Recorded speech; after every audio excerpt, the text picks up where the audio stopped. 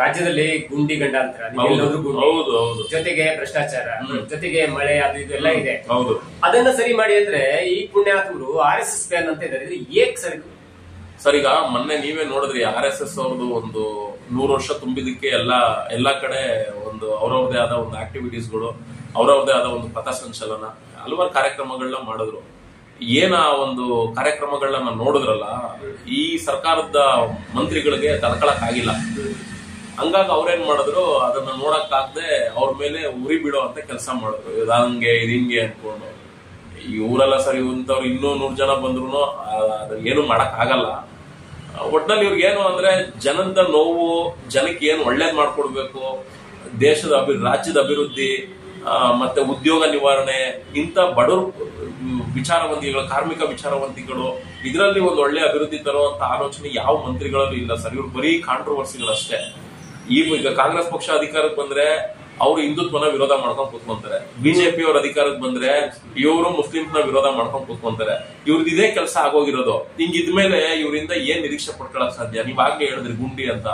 Sir ಹೌದು, ಈಗ ಬಿಟ್ಟಿ ಭಾಗ್ಯ ಅಂತ ಇವ್ರು ಕೊಟ್ರು. ಪ್ರಾರಂಭದಲ್ಲಿ ಜನಕ್ಕೆ ಹಂಚಿದ್ರು ದುಡ್ಡು. ಬಿಟ್ಟಿ ಭಾಗ್ಯದ ಹೆಸರಲ್ಲಿ ಈಗ ಯಾರಿಗೂ ಕೂಡ ದುಡ್ಡುಗಳೇ ಸರಿಯಾಗಿ ಹೋಗ್ತಾ ಇಲ್ಲ ಅವ್ರ ಅಕೌಂಟ್ಗಳಿಗೆ. ಮತ್ತ ಆ ದುಡ್ಡೆಲ್ಲ ಎಲ್ಲಿ ಹೋಗ್ತಾ ಇದೆ?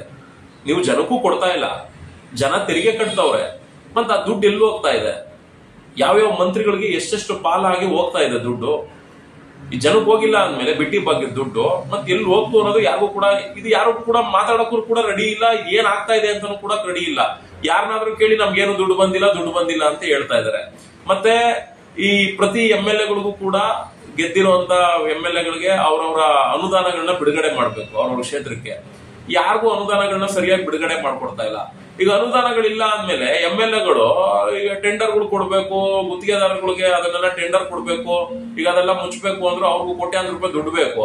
ಸರ್ಕಾರ ದುಡ್ಡಿಲ್ಲ, ನಾವು ಬಿಟ್ಟಿ ಭಾಗ್ಯ ಮಾಡ್ಕೊಂಡ್ಬಿಟ್ಟಿದೀವಿ ಅಂತ ಹೇಳ್ತಾರೆ. ಈ ಕಡೆ ಬಿಟ್ಟಿ ಜನಕ್ಕೂ ಕೊಡ್ತಾ ಇಲ್ಲ, ಈ ಕಡೆ ಅನುದಾನಗಳು ಕೂಡ ಕೊಡ್ತಾ ಇಲ್ಲ.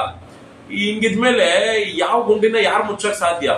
ಇದೇನಾದ್ರು ಸರ್ಕಾರ ಡೈವರ್ಷನ್ ಟ್ಯಾಕ್ಟಿಕ್ಸ್ ಯಾವುದು? ಈ RSS ಬ್ಯಾನ್ ಅನ್ನೋದು ಗುಂಡಿ ಮುಚ್ಚಲಿಕ್ಕೆ ಆಗ್ಲಿಲ್ಲ ಕಾರಣಕ್ಕೆ ಡೈವರ್ಷನ್ ಮಾಡ್ಲಿಕ್ಕೆ ಅಲ್ಲ, ಅದು ಅವ್ರ ಅಸ್ತ್ರಗಳು ಬಿಡಿ. ಈ ತರದವೆಲ್ಲ ಕಾನ್ಸೆಪ್ಟ್ಗಳು ಅವ್ರದ್ದು ಅಸ್ತ್ರಗಳು. ಈ ಗುಂಡಿ ಇಲ್ಲ, ಈ RSS ಇಲ್ಲ ಅಂದ್ರೆ ಇನ್ಯಾವುದೋ ಒಂದು ಎತ್ಕೊಂಡ್ ಬಂದಿರೋರು. ಹಂಗಾಗಿ ಇದೆಲ್ಲ ಟ್ಯಾಪೆ ಸಾರಿಸೋ ತಿಪ್ಪೆ ಸಾರಿಸೋ ಕೆಲಸ ಅಂತಾರಲ್ಲ, ಈ ರಾಜಕಾರಣಿಗಳು ತುಂಬಾ ಚೆನ್ನಾಗಿ ಕಲ್ತ್ಬಿಡೋರು ಬಿಡಿ ಸರ್. ಈಗ